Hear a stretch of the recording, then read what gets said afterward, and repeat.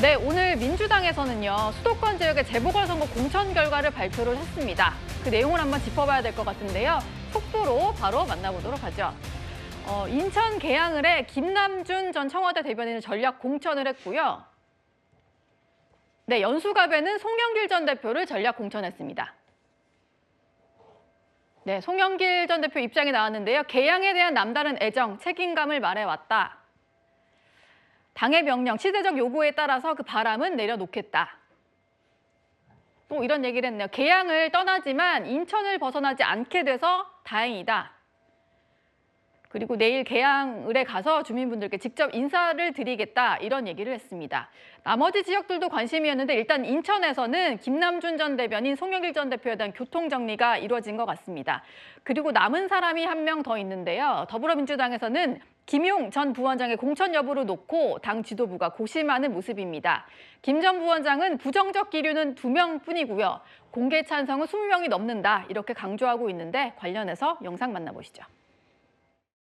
대체적으로 긍정적인 면보다는 부정적인 면이 많지 않나라는 의견이 좀 더 강한 것 같습니다. 전략적인 판단과 좀 신중한 판단이 필요한 시기인 것 같아요. 전투에서 이기면서 전쟁에서 지는 이런 선택은 우리들이 대단히 조심해야 되고 신중하게 판단해야 된다.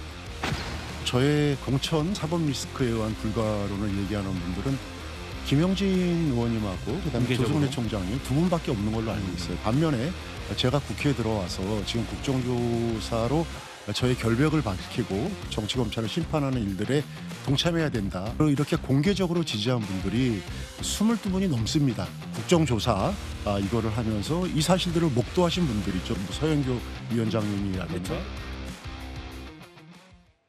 오늘도 보니까 국회에 용사모라고 하던데 김용 전 부원장을 사랑하는 모임이 출마를 해야 된다라고 하면서 기자회견을 하는 모습을 볼 수가 있었습니다. 김용 전 부원장은요, 자신의 출마를 지지하는 의원들의 도표를 들어 보였는데 오늘 라디오에 출연했을 때 저 도표를 좀 보여주더라고요. 최진모 교수님, 네. 굳이 저 표까지 만들어서 들고 나온 이유가 뭘까요? 왜냐하면 이제 당내에서 여러 가지 뭐 사법 리스크 얘기가 나오고 또 전체 선거판에 미칠 부정적 영향을 우려하는 분들이 있잖아요. 예. 대표적으로 두 분이 있는데 조승래 지금 사무총장하고 김영진 의원 이분들이 이제 방송에 나와서 그런 발언을 했고 이제 그런 정서가 있기 때문에 김용 전 부원장 입장에서는 본인의 출마에 대해서 부정적 기류가 있다는 거 그 부분이 너무 부각되니까 사실은 여러 가지 SNS나 이런 걸 통해서 지지하는 발언을 했던 분도 22분 있다는 걸 강조하는 것 같아요. 그러니까 그 전체 민주당 의원들의 이 의견이 그렇게 뭐 부정적인 의견이 많지 않다 이런 부분을 강조하기 위해서 저렇게 이제 표를 갖고 왔다고 저는 생각을 하고요. 지금 뭐 모르겠습니다. 오늘도 이제 발표하면서 두 군데만 발표를 했잖아요. 안산이 지금 빠져 있는 상황 아니겠습니까? 네. 그리고 하남도 지금 오늘 하남도 발표를 안 빠져 했고요. 있고. 김용 전 부원장은 안산이나 하남을 본인은 가고 싶다라고 얘기를 한 상태이기 때문에 고심을 하고 있는 것 같아요. 정청래 대표 입장에서도 이번 공천, 이런 김용 전 부원장에 대한 공천을 어떻게 하느냐가 본인에게도 사실은 이제 대표를 재도전해야 되는 거 아니겠습니까? 그렇게 될 가능성이 높다고 보는데 그랬을 경우에 어떤 손익 계산이 있을까 하는 부분들을 고민을 할 겁니다. 네. 그래서 김용 전 부원장을 공천하는 것이 도움이 될지 아니면 이거를 공천을 안 하는 것이 도움이 될지 하는 부분에 대한 고민이 깊어질 것 같고요. 예. 그래서 저는 그 두 군데에 대한 공천 결과가 제일 마지막에 나오지 않을까 하는 생각이 들어요. 네. 깊어질 것 같고 당내에서도 의견이 있기 때문에 분분하기 때문에 이 부분에 대해서 어느 정도 정리가 돼야 될 것 같습니다. 그런 네. 부분들에 대해서 고민이 깊어져서 시간이 좀 걸리지 않을까 그렇게 전망을 합니다. 네. 김용전 부원장은 이런 얘기도 했습니다. 지금 민주당 주도로 국회에서 국조특위가 열리고 있잖아요. 검찰은 조작 기소 국정조사까지 하고 있는데 나를 외면하는 것은 자기 부정이다라고 얘기를 했습니다. 강전혜 대변인님, 네. 상당히 당 지도부 입장에서는 압박이 될 것 같아요. 그렇죠. 저는 조금 아까 그 도표를 보니까 생각이 나는 게요. 과거 이재명 당대표 시절에 체포동의안 가결했던 것으로 예상되는 그 민주당 의원들의 명단. 예. 저게 바로 저런 형태로 당원들한테 돌았었거든요. 네. 그래서 그 의원들이 굉장히 이제 괴로웠었던 이런 것들이 보도가 크게 됐었습니다. 아마 그때의 기억들을 떠올리게 하기 위해서 일부러 저런 도표를 만든 것이 아닌가. 결국 강성 당원들에게 더 이러한 메시지를 주면서 지도부를 압박해달라고 이야기하고 있는 것이 아닌가 싶습니다. 예. 왜냐하면 김용 부원장이 최근에 모란시장에 그 정청래 대표가 갔을 때 갑작스럽게 찾아왔었거든요. 네. 민주당에서도 뭐 예상됐었던 모임이 아니었다라고 이야기를 할 만큼 아마도 거기가 성남시에 있기 때문에 김용 부원장 그리고 이재명 대통령을 지지하시는 분들이 많았을 것으로 보이고 거기에 일부러 갑작스럽게 찾아가서 본인의 존재를 더 보여주려고 한 것이 아닌가 싶습니다. 근데 조금 아까 우리가 개항과 연수를 연수가. 봤잖아요. 네. 결국 경기도에는 3군데가 남아 있는 것이고 지금 우리가 이야기하고 있는 사람도 딱 3명이 남아 있는 거거든요. 김용, 김용남 그리고 이광재 이렇게 3명이 남아 있습니다. 김용 부원장이 이 3군데 중에 하나는 들어가겠구나라는 생각이 드는 조금 아까 속보였다라고도 생각합니다. 김남국 대변인은 어쩌나요, 그러면? 근데 김남국 예. 대변인은 그 이번에 그 고구마 밭에서 네. 송영길 대표가 이렇게 해서 공천받을 수 있겠냐라고 이야기한 정청래 것이 대표가? 예, 정청래 대표가 예. 이야기한 것이 저는 나름 의미가 있지 않았나라고 생각합니다. 네. 권지웅 위원께 짧게 질문 하나 드리겠습니다.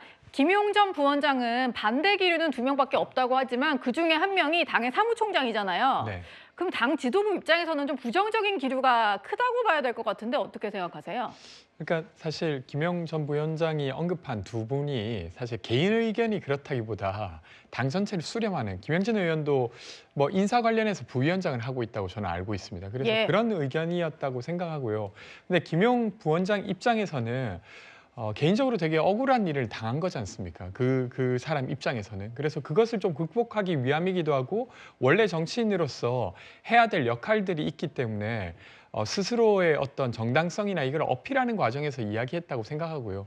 아마 그 2명을 뭐 공격하려고 하는 메시지는 아니었다고 생각합니다. 근데 네. 어쨌건 지도부 입장에서는 되게 어려운 결정을 해야 되는 상황이 된 건 맞습니다. 네.